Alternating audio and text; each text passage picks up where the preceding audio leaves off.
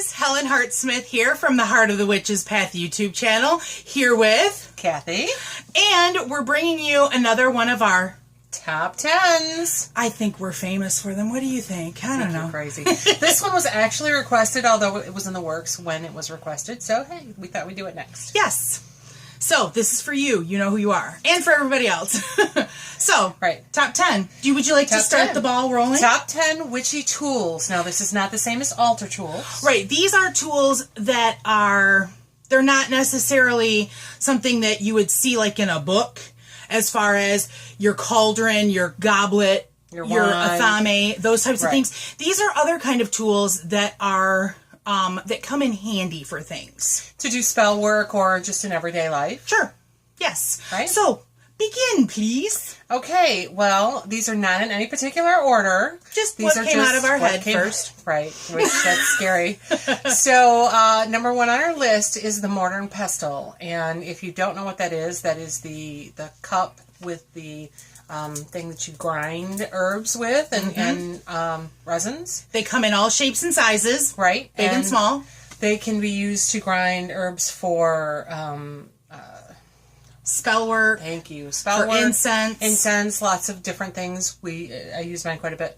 And they come in different sizes. I've got one that's about so big around, and the pestle's like that. Because the pestle is the pounder, right, and the mortar is the cup, right?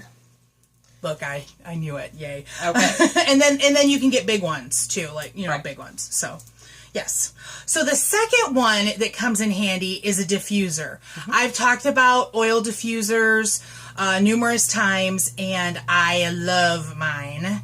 And I actually have two now. There's three in our house because the roomie has one too. Right. You have one too, don't you? I do. Someone got it for me for Christmas. I wonder Look at that. I wonder who that was. Yeah.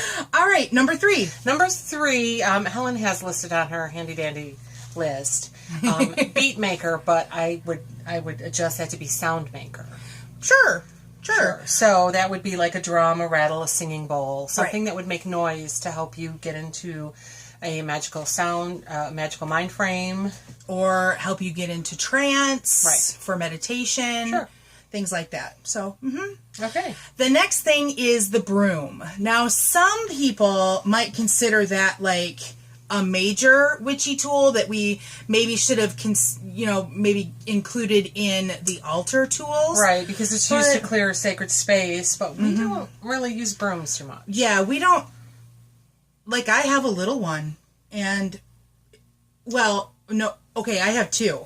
There's one in but one's a prop. There's one in my Barbie witch shop. Right. Does that count? Yeah, I have a small one that I used to put in my car as like a form of protection and, mode of transportation. Right. But then I've got a big one that was from when I played the Wicked Witch of the West in Wizard of Oz. But that it's kind of decorative too. So, I use my energy more than anything. Right. So, yes.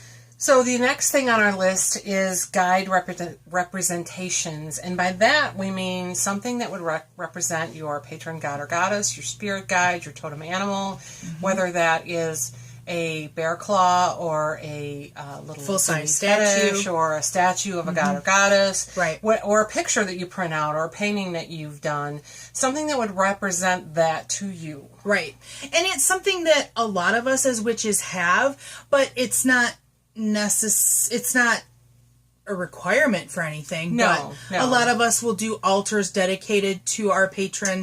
God or goddess. So right. Or animal and goddess. Right, exactly. However it works. Right. Exactly. Right. So that was number 5. So number 6, we kind of classified it as spell tools, but what we're meaning is jars, bottles that you might use for spell work, fabric that you might use to make a mojo bag, or dream pillow, right? Glasses that you might use specifically for magic, like if you do any kind of tinctures that you might drink, or I've studied before about dreaming a specific intention and putting that into a glass of water that sits next to your bed, and then you get up in the morning and you drink that. So that's part of dream work that I've heard of. So containers. Oh, I like that. Right. Sacred containers. Okay. So the next item is candles. And you can use candles for a large number of things. You can have them on your altar for ancestor work or spell work. You can use it for... Candle magic is just a huge part.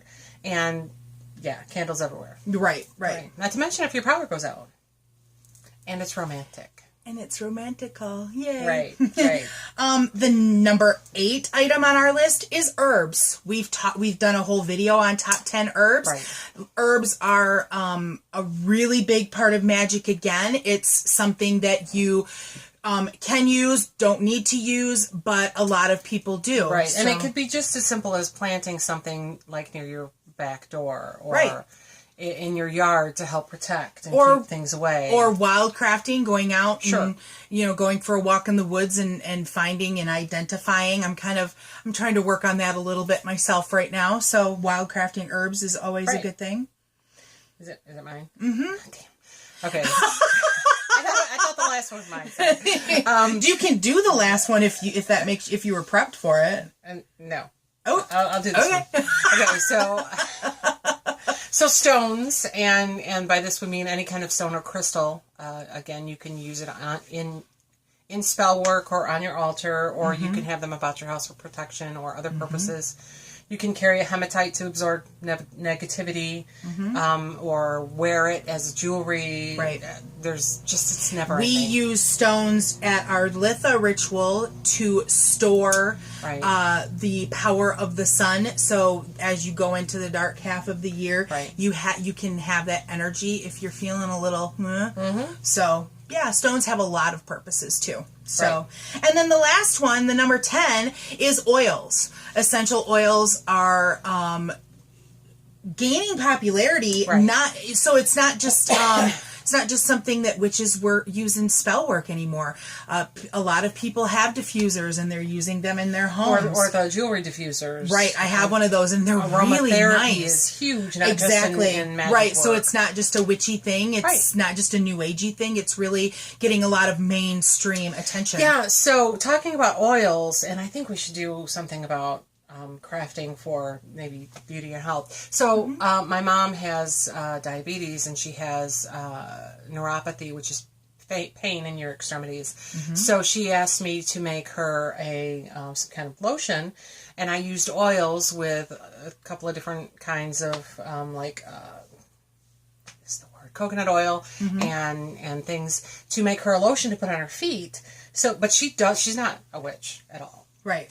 And she uses that, and it's very helpful. And that really boils down to the fact that plants were our first medicines, you know, and oils are an extension of a plant because they come from plant matter. So, yes. So, there you have it. The top 10. Top 10 witchy tools. Not altar tools, but witchy tools. And if you have a suggestion for another top 10, please let us know. We are totally open and running out of ideas. Yeah. We've got a few that we'll be filming to put up, but we're going to you'll be able to tell by the clothing. Because we're going to look the same. Right. And the location, because sometimes we do this at my house. Yes. We do it at her house. We do it at my house. We're an equal opportunity filming institution. Okay. So, thanks for walking the path for a little while with us. And until next time, blessed be.